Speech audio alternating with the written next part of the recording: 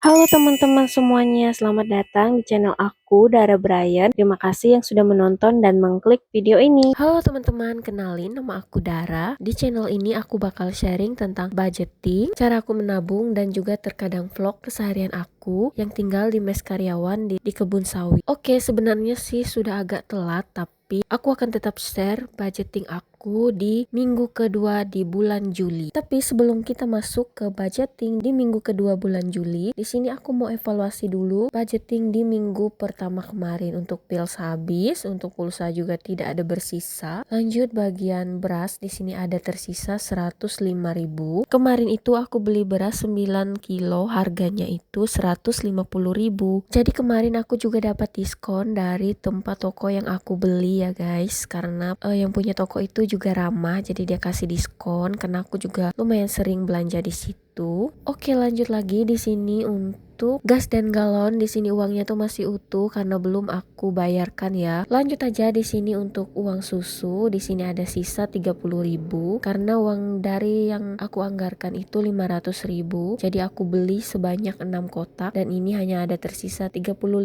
Sorry ya guys, tadi itu aku nggak lihat karena lipatannya itu terpisah. Baiklah, kita lanjut aja. Di sini untuk bagian popok. Di sini aku belinya itu sama di tempat aku beli beras dan katanya harga popok ini ada sedikit mengalami penurunan harga dan aku dapat harga di 80.000. Jadi ada tersisa 5.000. Lumayan sih, senang kalau dapat diskon dan turun harga kayak gini. Ini aku belanjanya di toko biasa aja ya guys, bukan kayak toko Indomaret atau swalayan gitu, hanya toko milik pribadi, tapi harganya itu lumayan ya, sedikit lebih murah lah daripada toko-toko yang lain yang ada di kampung aku. Jadi beginilah guys, kalau kita lagi belanja, kalau aku pribadi ya, aku tuh nggak punya spesial kayak toko langganan gitu. Biasanya aku ganti-ganti aja untuk toko biar aku tahu persamaan harganya gitu. Jadi aku bisa bandingin, kalau misalkan di toko ini mahal, maka untuk bulan berikutnya aku pindah lagi ke toko lain. Jadi kalau ada toko yang lebih murah, maka aku akan belanja di toko yang harganya lebih murah meskipun selisihnya hanya 1.000, 2.000 atau 5.000 tetap aja. Oke, balik lagi ke budgeting. Di sini untuk kebutuhan anak itu tersisa 32.000. Kemarin itu aku beli krim yang bisa untuk wajah dan juga badan atau tangan kaki karena aku sangat perlu itu, karena anak aku itu kan sekarang itu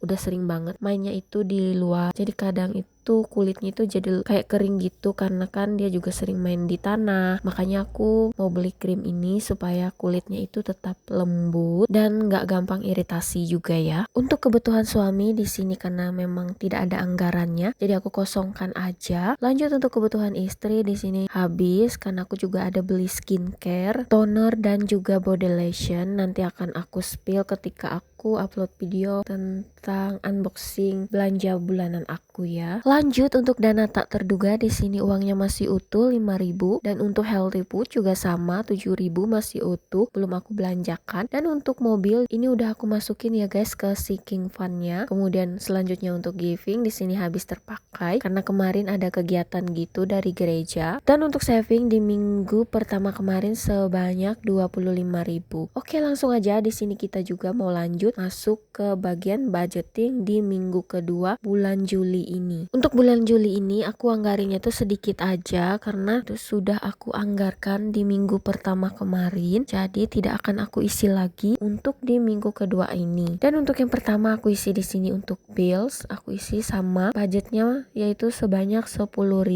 Kemudian untuk pulsa di sini aku isi sebanyak 50.000. Dan lanjut lagi untuk gas dan galon, di sini aku isi budgetnya itu sebanyak 20.000. Tapi karena aku nggak punya uang puluhan, jadi ini aku masukin aja uang 50.000. Dan nanti di keterangannya itu bakal aku tulis lebih 10.000. Ini 20.000-nya aku keluarin karena jumlah budgetnya ini sebanyak 40.000. Oke, kita lanjut aja teman-teman ke budget berikutnya. Dan untuk uang mingguan ini kenapa aku isi hanya sebanyak 20.000? Karena uang yang 240 itu sudah aku belanjakan ya guys. Jadi hanya tersisa 20.000 aja karena aku udah beli stok makanan untuk minggu kedua ini. Oke, kita lewatkan aja itu. Lanjut lagi kita ke bagian dana tak terduga. Di situ aku masukin sebanyak 5.000. Lanjut di sini untuk bagian mobil, aku ngisinya pakai uang receh aja karena buat ngisi sinking fund juga. Dan untuk giving aku taruh aja 5.000 seperti minggu kemarin aja budgetnya. Dan budget living untuk minggu kedua ini sudah selesai. Selanjutnya kita akan ngisi sinking fund. Kita akan lihat dulu berapa yang aku dapat dari saving harian di tabungan beruang ini ya. Jujur guys, sejak aku pakai metode nabung harian kayak gini, sinking fund aku itu lebih banyak terisi dari biasanya. Karena ya aku tuh kayak kalau dapat uang kecil, uang kembalian atau uang lebih, aku kadang juga dikasih sama suami aku uang kecil kayak gitu. Aku seneng banget dan aku masukin aja ke tabungan ini. Jadi aku tuh kayak lebih semangat gitu loh untuk sekarang nabung pakai cara ini. Semoga kedepannya aku bisa naik lagi nominalnya menjadi yang lebih tinggi sedikit, karena ini aku masih pakai nominal kecil antara 1.000